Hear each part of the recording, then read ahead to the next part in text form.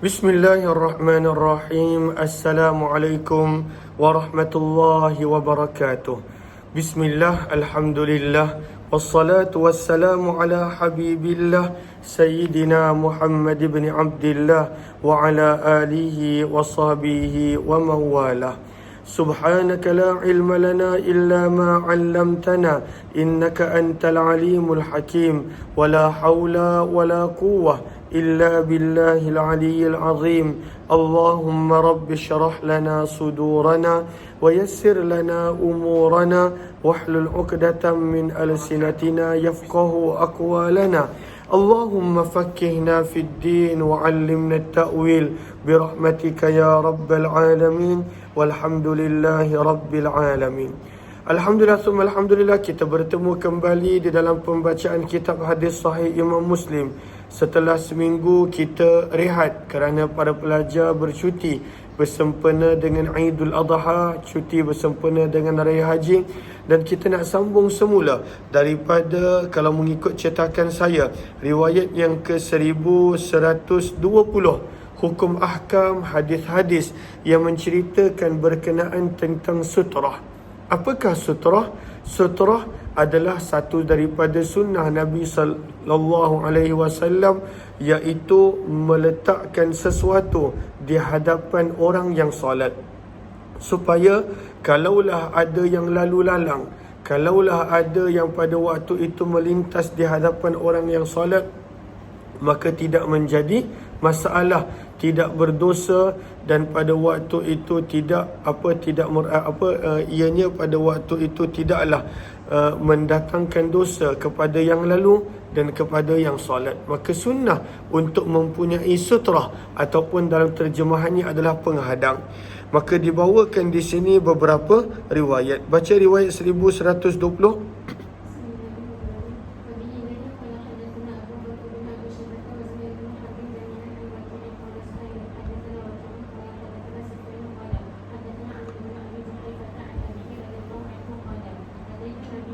Maka daripada Abu Juhaifah radhiyallahu anhu, beliau berkata, aku telah datang kepada Nabi sallallahu alaihi wasallam di Makkah, bertemu dengan Nabi di Makkah. Wa huwa bil Abtah, dan pada waktu itu Nabi sallallahu alaihi wasallam berada di satu lembah yang bernama Abtah. Fi kubbatin lahu hamra, pada sebuah kubah yang diperbuat daripada kulit yang berwarna merah. Lahu hamra min adam. Qal, berkata Abu Juhaifah, fa kharaja Bilalun biwudu'ih, maka Bilal radhiyallahu ta'ala telah keluar daripada kemah tersebut dengan membawa saki-baki daripada air wuduk Nabi sallallahu alaihi wasallam. Maka para sahabat terus ingin untuk mendapatkan air wuduk Nabi kerana ingin beroleh keberkatan daripada Nabi sallallahu alaihi wasallam. Maka kata perawi, famin nail, maka ada yang berjaya mendapatkan saki-baki daripada air wuduk Nabi, wa nadih, dan ada yang pada waktu itu beroleh percikan dia tak dapat, tapi dia mengambil percikan daripada orang yang dapat. Kemudian berkata perawi, fa kharaja Nabi sallallahu alaihi wasallam, maka Nabi sallallahu alaihi wasallam telah keluar daripada kemah baginda, wa alaihi hullatun hamra, dan pada waktu itu baginda memakai satu set pakaian berwarna merah. Hullah adalah satu set pakaian. Apakah maksud satu set pakaian? Ada pakaian yang menutup bahagian atas, dan ada pakaian yang pada waktu itu menutup bahagian bawah. Sebab itu pada baris yang keempat, kata Imam Nawawi, qala ahlul lughah, berkata para ulama bahasa, hullah thawbani la takunu wahida, adalah dua pakaian, bukannya satu. Wahuma izar, dan ianya adalah kain, pakaian di bawah, warida, dan selendang, pakaian di atas. Maka daripada sini, kata Imam Nawawi, kita boleh belajar jawazul libasil ahmar, harus boleh memakai pakaian berwarna merah. Wasti'mali fadli tuhurihim, boleh mengambil saki-baki daripada bekas air wuduk orang lain, makan, minuman, dan pakaian orang lain. Allahumma salli ala sayyidina Muhammad, itu semua ada pada baris yang keempat. Maka Nabi SAW telah keluar memakai satu set pakaian berwarna merah. Kata Abu Juhaifah, ka'anni anzuru, maka seolah-olah aku melihat kepada putihnya kedua betis Nabi SAW. Maka daripada sini kita belajar Nabi SAW pada peristiwa ini, bahkan pada kebanyakan waktu Nabi SAW punya kain pada waktu itu adalah sehingga separuh betis.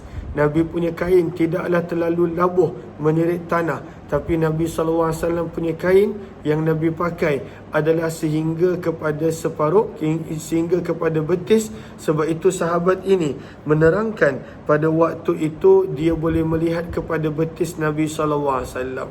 Daripada sini juga pada baris yang kelima kata Imam Nawawi, an-nasiyaq laysat bi'aurah, bahawa betis bukanlah termasuk daripada aurat yang perlu ditutup.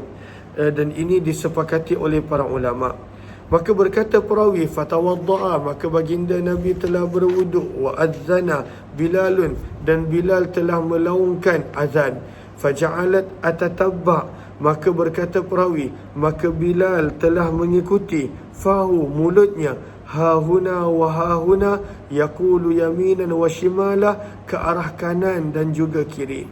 Maka ketika mana waktu azan, Bilal radhiyallahu anhu akan memalingkan mukanya ke kanan dan juga ke kiri. Yaqulu, beliau menyebutkan, hayya 'alas salah, hayya 'alal falah. Maka bila disebut hayya 'alas salah, maka Bilal akan memalingkan mukanya ke kanan. Bila disebut hayya 'alal falah, Bilal akan memalingkan mukanya ke kiri. Maka daripada sini berkata Imam Nawawi pada baris yang kedua, 4, 6, 7, maka yusannu lil muadzin al-iltifat fil hay'alatain. Daripada sini menjadi dalil sunnah bagi muadzin untuk memalingkan wajahnya sewaktu menyebut hayya 'alas salah dan juga hayya 'alal falah, memalingkan ke kanan dan ke kiri. Bi ra'sihi wa 'unuki, hanya kepala dan tengkuk, bukan keseluruhan badan. Bukan hayya 'alas salah, tak, hanya kepala dan tengkuk, kata Imam Nawawi rahimahullah. Wala yuhawwilu qadamaihi wa sadrihi, wala yuhawwilu qadamaihi wa sadrah, dan janganlah dia memalingkan juga kaki dan juga dadanya daripada kiblat. Hanya ketika mana hayya 'alas salah, hayya 'alal falah, yang bergerak adalah tengkuk dan kepala. Hayya 'alas salah, badan tetap menghadap kiblat.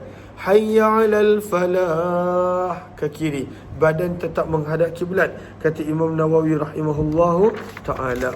Seterusnya, Allahumma salli ala sayyidina Muhammad. Maka bila dah masuk waktu, bila dah tiba untuk salat, summa rukizat, kemudian telah telah ditancap ataupun dipacakkan di hadapan baginda anazah, tongkat yang mempunyai besi di bawahnya, ataupun secara ringkas tombak pendek. Maka itu adalah salah satu daripada senjata pada zaman Nabi. Maka kayu yang bahagian hujungnya ada besi telah dibawakan itu dan ditancapkan di hadapan Nabi SAW. Fataqaddama, maka Nabi pun maju ke depan. Fasalla zuhra, mengimamkan solat zuhur sebanyak 2 rakaat. Yamurru baina yadayhi, maka melewati di depan Nabi, kerana dah ada sutrah, ada penghadang, maka melewati depan Nabi keldai, bahkan anjing, la yumna, yang tidak dicegah dan tidak dihalang. Kerana dah ada sutrah, maka apa-apa yang melewati selepas daripada sutrah, daripada penghadang, maka pada waktu itu tidak dituntut untuk mencegah, menghalang dia. Hatta binatang, hatta anjing sekalipun. Thumma sallal asar, kemudian Nabi SAW salat asar 2 rakaat. Thumma lam yazal yusalli raka'ataini, kemudian Nabi terus menerus salat 2 rakaat qasar sehinggalah baginda pulang ke Madinah. 1121 baca. Jelas ke jelas? Nak menerangkan bila adanya sutrah, tak kisah siapa pun nak berjalan. Itu satu. Yang kedua, sutrah imam, penghadang imam, itu dah dikira sebagai penghadang bagi makmum, sebab makmum sentiasa mengikuti imam. Dan daripada sini juga kita belajar bahawa penghadang dan sutrah itu tidaklah perlu terlalu panjang dan tidaklah perlu terlalu lebar. Cukup sekadar pada waktu itu bahagian kayu yang terletak di bahagian belakang tempat duduk di atas unta. Pada waktu muakhiratir rahal, itu dah cukup. Riwayat 1121 baca. Riwayat yang lebih kurang sama baca.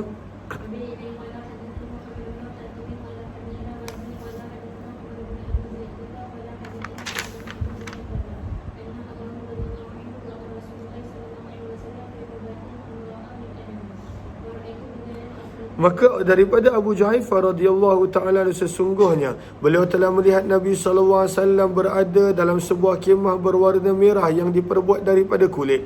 Ini berlaku pada peristiwa Hajjatul Wada', pada peristiwa haji perpisahan. Okey. Wa ra'aitu Bilalan, dan aku telah melihat Bilal telah mengeluarkan bekas air wuduk Nabi. Fara'aitun nas, maka aku melihat para sahabat yabtadirun, mereka bersegera untuk mendapatkan zalikal wuduk, bekas air daripada bekas wuduk Nabi, kerana nak beroleh keberkatan daripada baginda Nabi SAW. Faman asaba minhu, maka sesiapa yang berjaya mendapat sesuatu daripadanya, tamassaha, dia akan menyapu air tersebut pada anggota badannya. Wa man lam yusib minhu, dan barang siapa yang tidak dapat apa-apa daripada bekas air wuduk tersebut, akhadha, dia akan mengambil daripada basahan tangan sahabatnya. Summa ra'aitu Bilalan, kemudian aku telah melihat Bilal akhraj anazah, telah mengeluarkan satu tongkat yang di ujungnya mempunyai besi ataupun tombak kecil. Farakazaha, lalu Bilal radhiyallahu anhu telah memancakkan tombak tersebut di hadapan Nabi sallallahu alaihi wasallam. Wa kharaja Rasulullah, dan Nabi sallallahu alaihi wasallam telah keluar fi hullatin, pada set pakaian hamra berwarna merah, musyammira, dalam keadaan melipat bahagian bawah kainnya. Maksudnya pendek bahagian bawah kain baginda, tidaklah pada waktu itu melirit. Maka apakah maksud musyammira pada baris yang keempat daripada bawah? Kata Imam Nawawi, yakni rafi'ahuma ila ansafi saqai. Nabi kalau memakai kain, Nabi punya kain hujungnya hanyalah sampai kepada separuh betis. Itu cara Nabi punya pakaian. Tidaklah terlalu panjang, tidaklah melirit, hanya sampai kepada separuh betis. Ini untuk lelaki. Adapun perempuan memang digalakkan untuk menyirit, untuk menutup kaki, kerana itu adalah termasuk daripada aurat. Allah fasalla ila al-anazah, maka Nabi telah solat menghadap ke arah tombak tersebut, mengimamkan orang ramai sebanyak 2 rakaat. Wa ra'aitun nas, dan aku melihat manusia, wad-dawab, binatang, yang murrun, melewati di hadapan anazah, di hadapan tompak Nabi. Dan Nabi tak halang, para sahabat tak halang, kerana telah adanya pada waktu itu setera penghadang. Maka tak kisah siapa yang berlalu lalang di hadapan itu, maka tidak diberikan perhatian, tidak dicegah dan dihalang. Terus baca.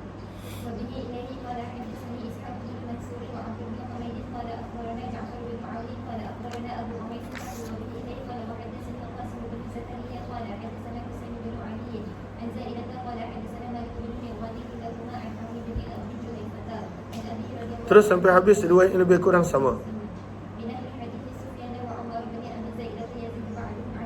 Terus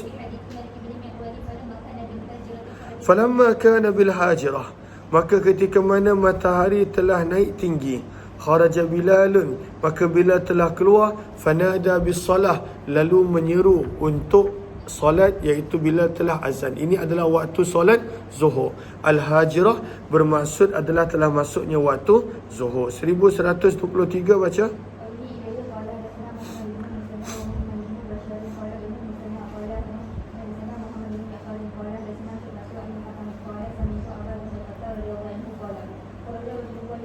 Nabi SAW telah keluar, kata Abu Juhaifah, bil hajirah, pada teriknya siang hari, ilal Batha, ke tempat yang bernama Batha.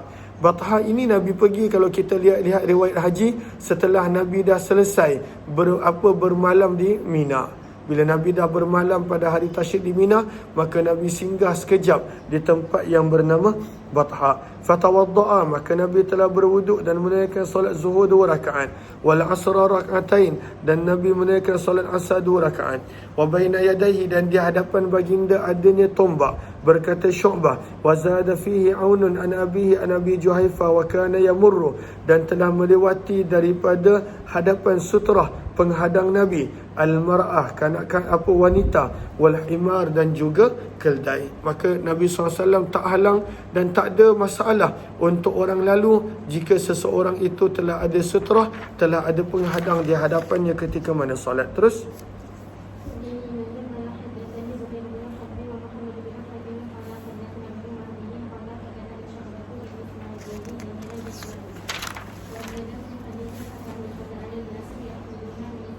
maka orang ramai mula mengambil daripada lebihan air wuduk Nabi SAW untuk mendapatkan keberkatan baginda Nabi SAW. 1125 baca.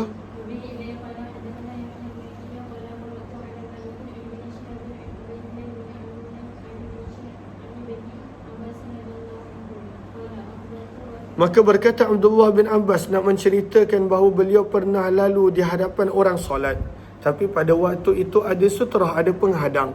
Maka berkata Abdullah bin Abbas, aqbaltu rakiba, aku telah datang dalam keadaan menunggang ala atan pada seekor keldai betina, wa ana yawma idzin, dan aku pada waktu tersebut qad nahaztul ihtilam, aku hampir-hampir al-ihtilam untuk balik, namun belum balik.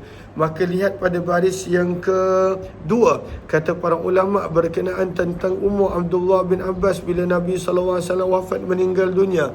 Maka ada mengatakan asyra sinin, 10 tahun, ada mengatakan 13 tahun, ada mengatakan 15 tahun, dan juga pada waktu itu ada mengatakan dengan pandangan-pandangan yang lain. Maka usianya pada waktu itu masih muda, belasan tahun ketika mana Nabi wafat. Maka dalam peristiwa Hajjatul Wada' ini mungkin usianya pada waktu itu lagi muda dan juga lagi awal. Maka kata beliau telah datang dengan menunggang keldai, dan Nabi SAW pada waktu itu yusalli bin nas, sedang mengimamkan orang ramai, bimina, di Mina. Famarartu, maka aku telah melewati di hadapan saf, fanazaltu, aku turun daripada keldai, fa arsaltul atan, aku lepaskan keldai, tarta', pada waktu itu untuk mencari makan, wa dakhaltu fis saf, dan aku masuk ke dalam saf, falam yunkir zalika alayya ahad, dan tidak ada yang menegur perbuatanku tersebut seorang pun. Sebab itu tak salah kerana beliau melewati ketika mana adanya sutrah penghadang. Jelas ke jelas? Terus 1126.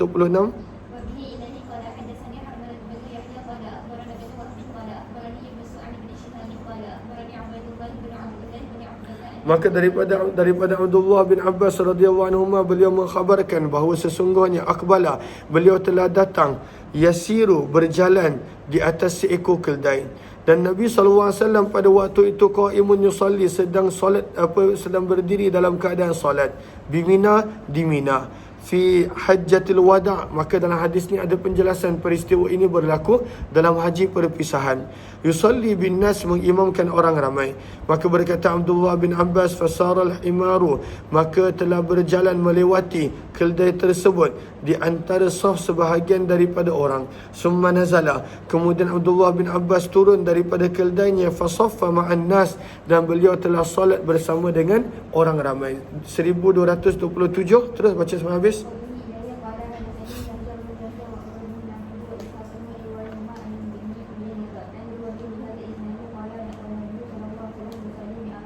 Maka dalam riwayat ini menunjukkan Arafah. Riwayat sebelum ini menyebutkan Mina ataupun Batha. Maka kata Imam Nawawi pada baris yang kedua empat, baris yang kedua 6, baris yang ke-6. Maka kata Imam Nawawi, mahmul ala annahuma qadiyatain, menunjukkan bahawa ini adalah dua peristiwa berbeza. Peristiwa ini berlaku di Mina dan juga berlaku di Arafah, di mana Abdullah bin Abbas melewati Nabi SAW ketika mana sedang solat, dan para sahabat tak menegur kerana di hadapan Nabi adanya penghadang dan sutrah. Sutratul imam, penghadang bagi imam ketika mana solat, adalah juga penghadang bagi maklum. Terus baca.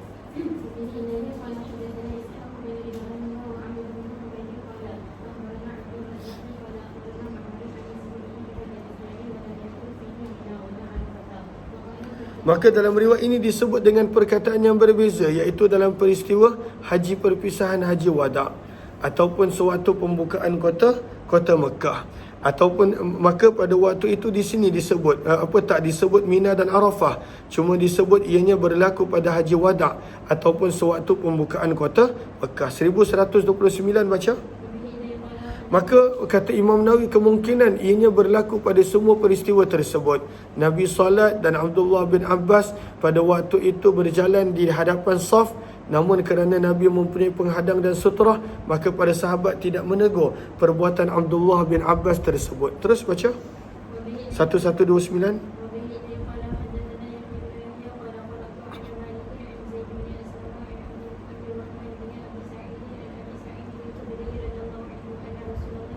Maka dalam hadis ini menerangkan, kalaulah kita dah letak sutrah, contohnya ini kita solat, kemudian dah ada sutrah penghadang, maka selepas daripada penghadang tak ada masalah. Nak lalu manusia, binatang, kalau dalam hadis sebut keldai, anjing, tak ada masalah. Tapi antara orang yang solat dan sutrah ini, maka di sini tak boleh ada orang lalu. Dan kalaulah ada orang lalu, boleh dihalang. Cumanya Nabi SAW sebut, kalaulah tak ada penghadang, orang nak lalu, maka kita tak boleh nak halang. Sebab kita yang tak letak penghadang di antara kita dan juga tempat sujud kita. Maka Allahumma salli ala Sayyidina Muhammad, sesungguhnya Nabi SAW bersabda daripada Abu Sa'id Al-Khudri radhiyallahu anhu, bahawa idza kana ahadukum, apabila salah seorang daripada kamu salat, fala yada' ahada, maka janganlah dia membiarkan seorang pun melewati di hadapannya ketika mana salat, wal yadra'hu, dan hendaklah dia menghadang mastata' orang yang nak lalu di hadapan dia dan tempat solat ketika mana dia ada penghadang apa yang dia mampu. Fa in abah, maka jika dia tetap enggan dan tetap ingin lalu, falyuqatilhu, maka pada waktu itu perangilah ia. Fa innama huwa syaitan, kerana itu adalah syaitan. Innama huwa syaitan bermaksud orang itu mempunyai perangai syaitan yang suka mengganggu orang yang solat. 1130 baca.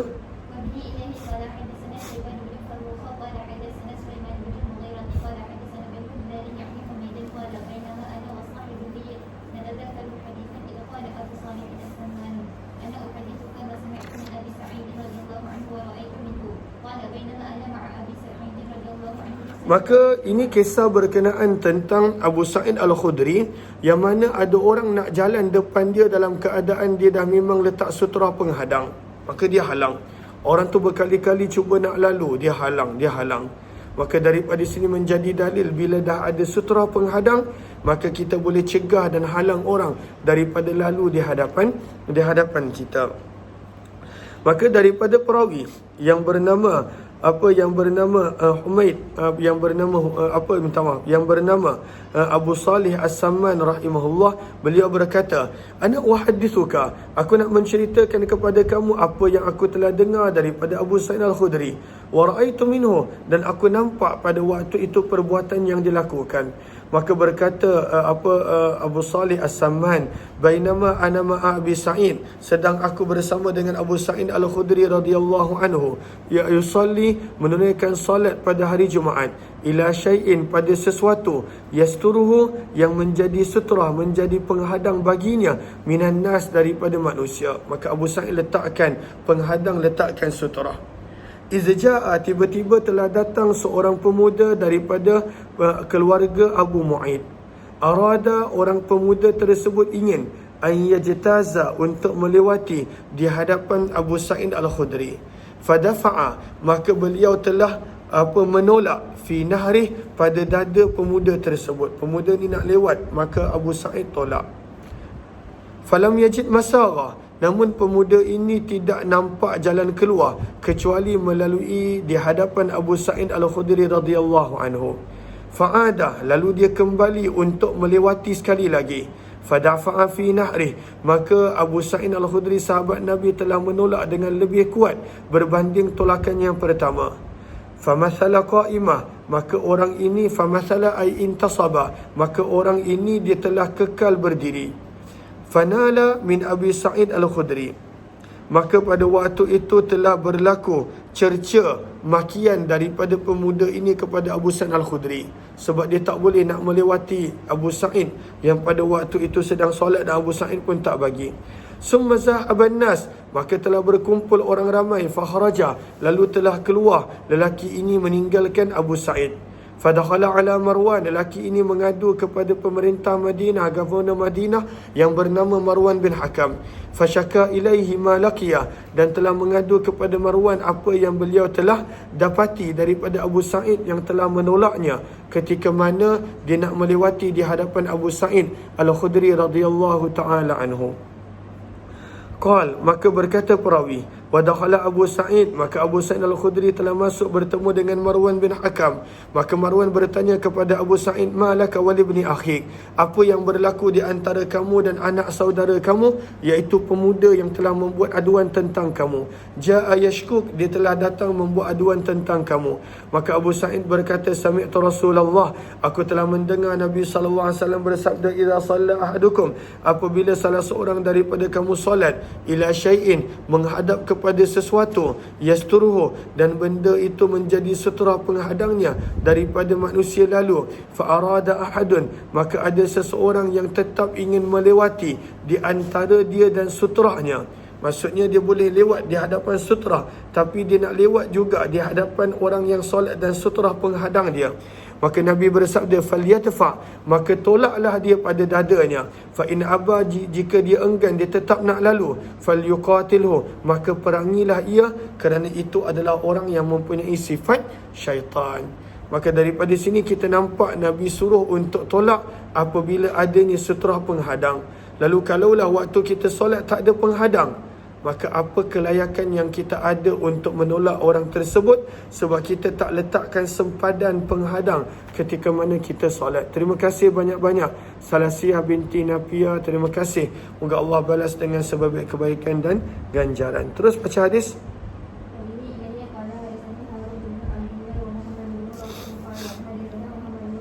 Maka maksud daripada innama huwa syaitan, baris yang pertama, kata Qadhi Iyad, ianya bermaksud itu adalah perbuatan syaitan, dan juga ada beberapa makna yang lain. Maka riwayat yang ke-1131 daripada Abdullah bin Umar radhiyallahu anhuma, anna Rasulullah, dah habis baca sanad dah tadi? Baca habiskan sanad dia.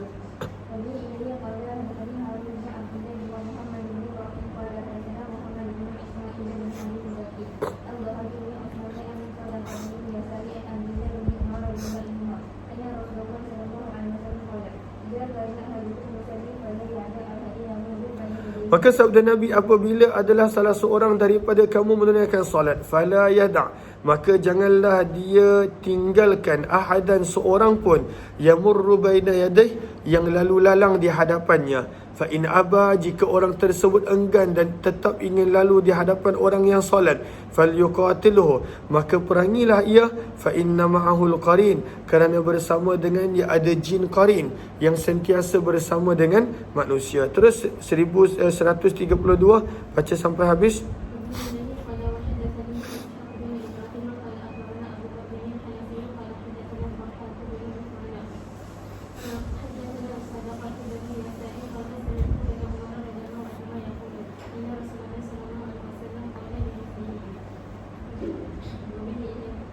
Terus.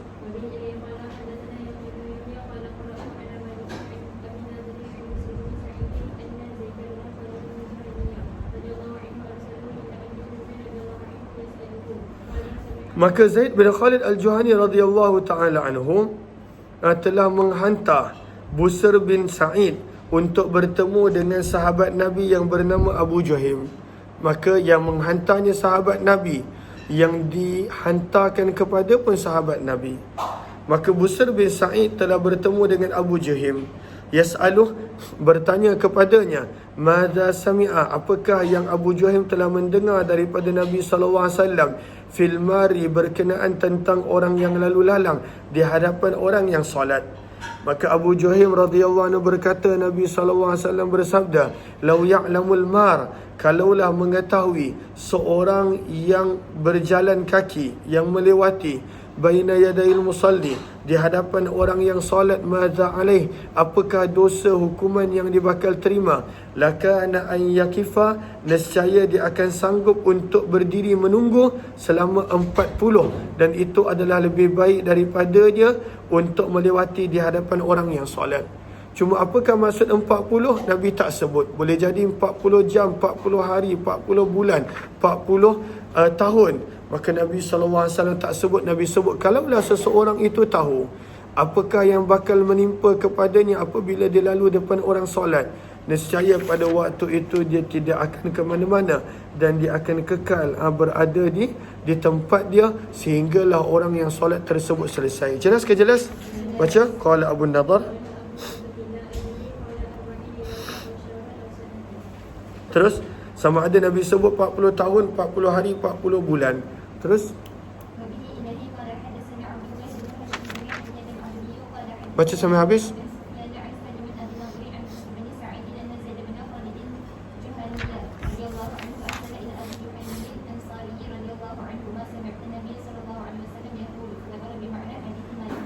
Terus hadis yang lebih kurang sama. 1135.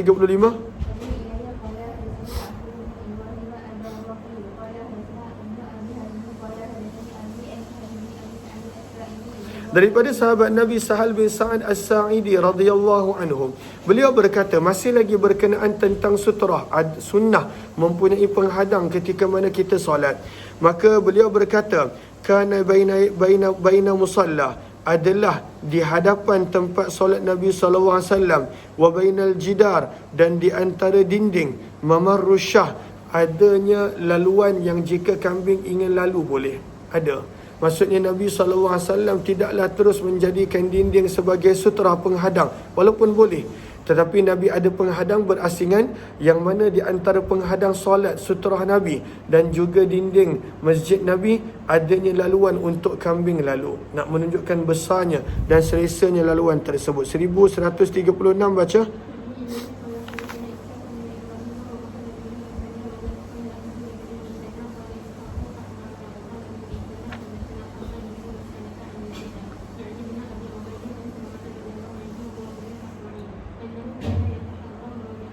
Maka daripada Salmah bin Aqwa radhiyallahu ta'ala, sesungguhnya beliau akan mencari-cari maudhi'a makanil mushaf, tempat di mana diletakkan mushaf.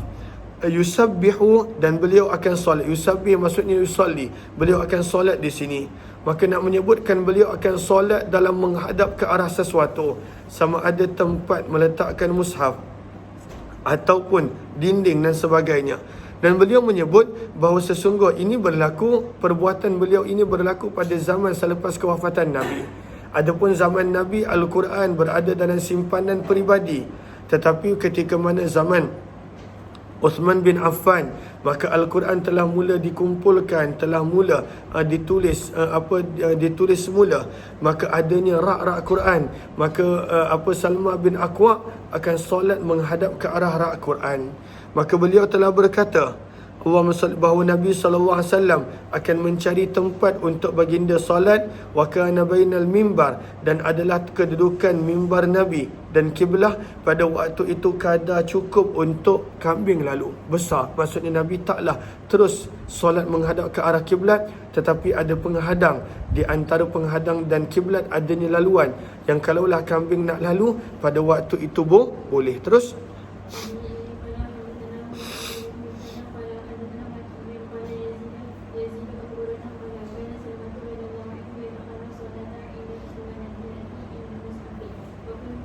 maka Allahumma salli ala sayyidina Muhammad. Salmah bin Aqwa yataharra, akan mencari-cari untuk solat di sisi tiang allati indal mushaf, yang berada bersebelahan dengan tempat Al-Quran diletakkan.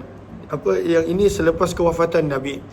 Maka perawi bertanya, wahai Abu Muslim, aku melihat kamu mencari-cari untuk solat di sisi tiang-tiang ini. Beliau berkata, aku telah melihat Nabi SAW mencari-cari untuk solat di sisinya. 1138. Terus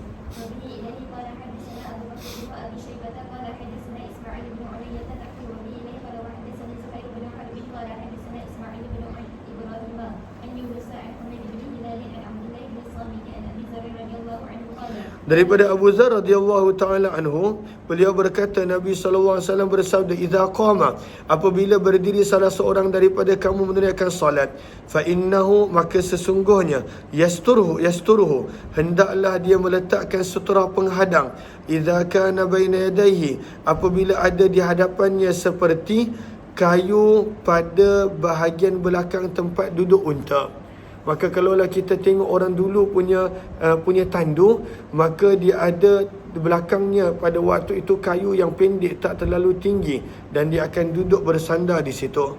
Maka Nabi SAW bersabda, kalaulah ada itu pun, maka mencukupilah untuk Allahumma salli ala sayyidina Muhammad untuk dijadikan sutra.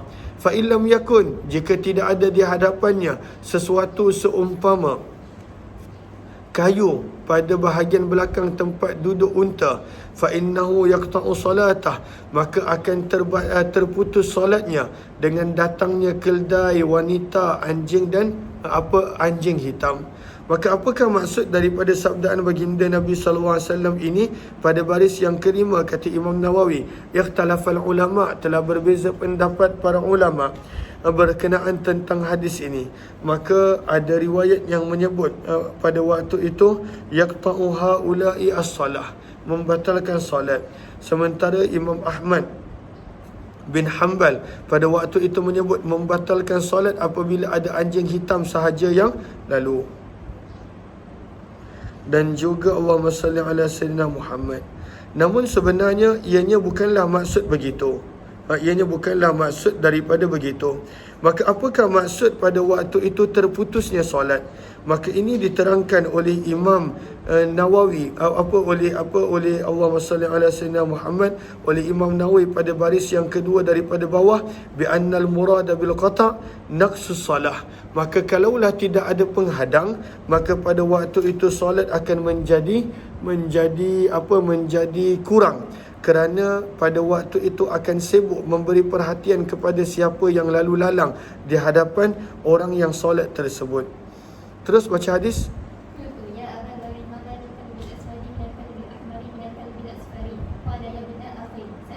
Maka perawi pada waktu itu bertanya, wahai Abu Dzar, apa beza kenapa Nabi sebut anjing hitam? Kenapa pada waktu itu tak ada anjing berwarna merah ataupun berwarna kuning? Maka Abu Dzar menjawab, wahai anak saudaraku, aku telah bertanya kepada Nabi sebagaimana kamu bertanya kepadaku. Maka Nabi SAW bersabda, Al-kalbul aswad, anjing hitam itu adalah syaitan. Bukanlah maksudnya ianya benar-benar syaitan, tetapi maksudnya ianya pada waktu itu adalah seekor anjing yang ganas, suka mengganggu, seperti mana syaitan. Terus 1139 baca sampai habis.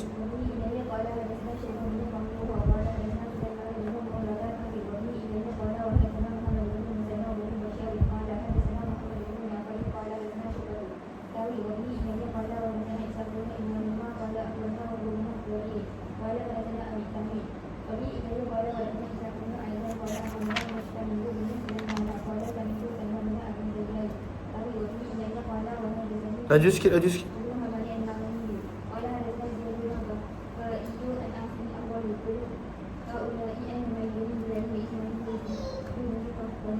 Ya, Tia, sini. Kata baca hadis terusnya 1140. Lalu tadi di bawah sanad yang berbeza, namun kata Imam Muslim sanadnya matanya lebih kurang sama. 1140.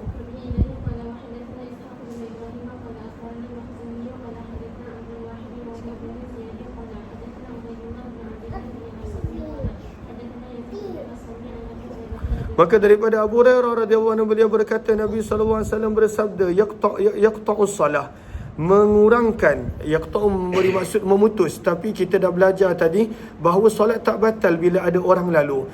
Walaupun dalam hadis disebut anjing hitam, keldai, wanita, tapi maksud daripada yaqta' bukannya solat putus ataupun terbatal, maksudnya mengurangkan solat. pada waktu itu pahalanya dan juga pada waktu itu konsentrasinya. Maka sabda Nabi, mengurangkan solat apabila lalu di hadapan orang yang solat, al-mar'atu wanita wal himaru keldai wal kalbu anjing wa yaqi zalika, dan menyelamatkan perkara tersebut, maksudnya tidak mengurangkan pahala solat, mislah apabila adanya sutra penghadang seperti mukhiratir rahal, kayu yang ada pada bahagian belakang tempat duduk unta.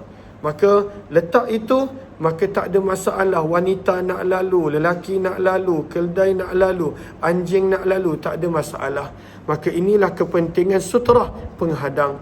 Di negara kita benda ini masih lagi tidak biasa. Namun kalaulah kita pergi pada banyak negara, mereka ada pada waktu itu sutra yang mereka buat banyak untuk diambil dan dijadikan pada waktu itu sebagai penghadang ketika mana nak solat. Terus riwayat 1141, maka sebenarnya bila kita baca dalam beberapa hadis ini bahawa yaqta'us solah, memutuskan solat, membatalkan solat, anjing, keldai, wanita, maka sebenarnya bukanlah maksud bila lalu je mereka ini batal solat. Sebab itu Imam Muslim mula bawakan bagaimana Nabi pernah solat menghadap kepada Aisyah.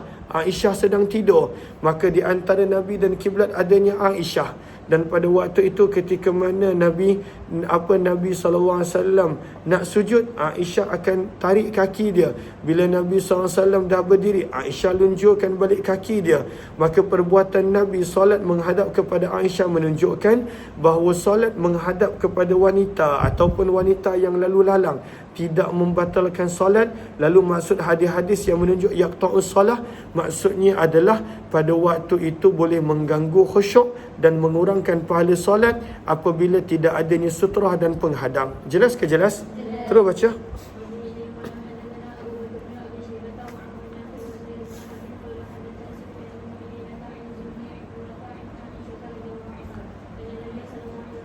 Maka Nabi SAW akan solat daripada waktu malam. Wa ana mu'taridatun, kata Aisyah, dalam keadaan aku berbaring, bainahu, di antara baginda dan kiblat. Maksudnya Nabi, Ummul Mukminin Aisyah sedang tidur berbaring, kemudian barulah kiblat. Maka itu Nabi SAW punya keadaan solat ketika mana waktu malam. Fa idza arada an yutir, maka apabila baginda nak witir, ayqadhani, maka baginda akan mengejutkanku, kata Aisyah, maka aku akan berwitir bersama dengan Nabi SAW. Maka baris yang pertama, kata Imam Nawawi, bahawa hadis ini menjadi dalil ala annal mar'ata, bahawa wanita tidak membatalkan solat sesiapa pun ketika mana wanita lalu di hadapan orang solat. Wa fihi jawazu salah, dan daripada sini juga kita belajar boleh untuk solat menghadap kepada orang yang baring, kepada wanita yang baring. Wa karihal ulama, ada yang mengatakan pada waktu itu makruh, dan juga beberapa pandangan yang lain. Terus baca.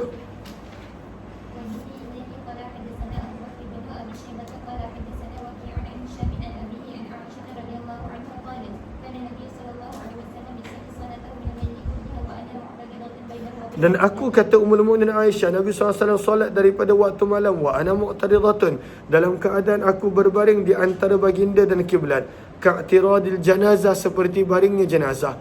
Maksudnya dia baring memanjang ketika mana Nabi SAW solat, maka menunjukkan tak batal solat. Solat menghadap ke arah wanita. Terus,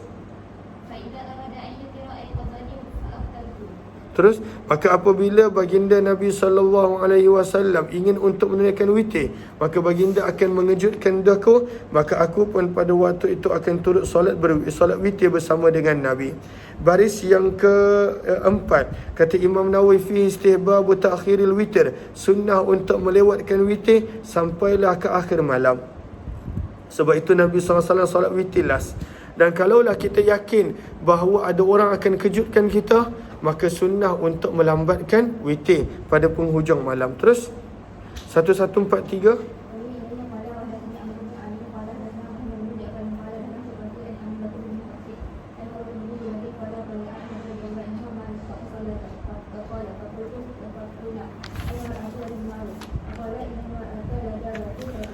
Maka berkata Ummul Mukminin Aisyah radhiyallahu anha, "Ma yaqta'us salah?" Apakah yang membatalkan solat ataupun memutuskan solat? Maka sebahagian para tabi'in menjawab, al-mar'ah, apabila ada wanita lalu di depan orang solat, keldai. Maka Aisyah pada waktu itu berkata, innal mar'ah, jika begitu maka sesungguhnya wanita dikira sebagai binatang yang buruk, sebab kamu samakan wanita dengan keldai dan anjing yang pada waktu itu membatalkan solat apabila lalu di hadapan orang yang solat. Laqad ra'aituni, maka Ummul Mukminin Aisyah menerangkan, demi sesungguhnya aku telah melihat diriku di hadapan Nabi sallallahu alaihi wasallam mu'taridatun, berbaring seperti mana berbaringnya jenazah, dan Nabi solat menghadap kepadaku. Ya Allah. Okey. Maka daripada hadis ini menunjukkan bahawa solat menghadap kepada wanita tidaklah membatalkan solat. Maka Nabi SAW sebut pada hadis-hadis yang menyebut tentang wanita yang lalu lalang, itu nak menerangkan supaya pada waktu itu ketika mana solat adanya suturah dan penghadang. Terus baca.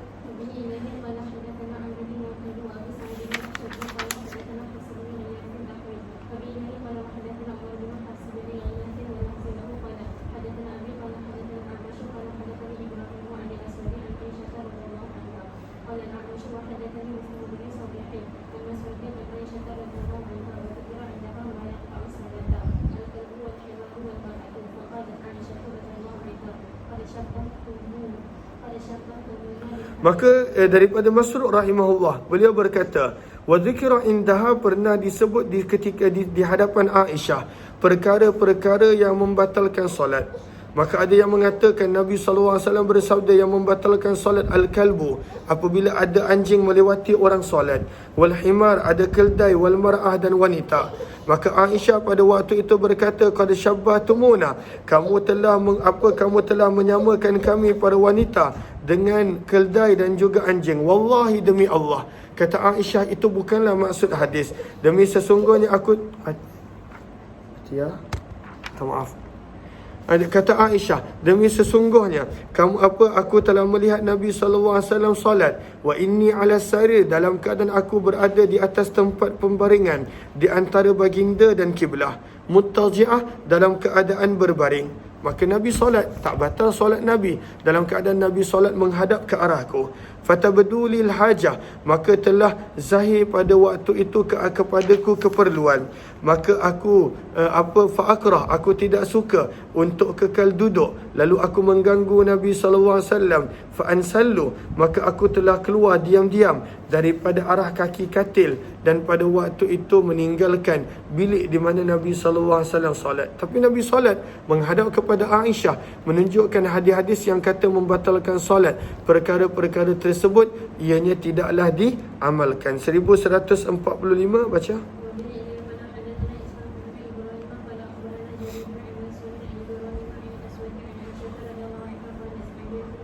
Adal tumuna, kamu telah menyamakan kami, kata Ummul Mukminin Aisyah, dengan anjing dan keldai. Laqad ra'aituni, demi sesungguhnya aku telah melihat diriku baring ala sarir, di atas sebuah pembaringan. Fayaji'u Rasulullah, Nabi datang, fayatawassat, maka baginda menjadikan katil berada di tengah-tengah di hadapan baginda. Fayusalli, maka Nabi pun salat. Fa'akrah, maka aku tidak suka, an asnaha, untuk mengganggu baginda. Fa'ansallu, maka aku perlahan-lahan keluar daripada arah kaki katil sehingga aku keluar dalam selimutku. Dia tak nak mengganggu Nabi SAW solat. 1146 terus.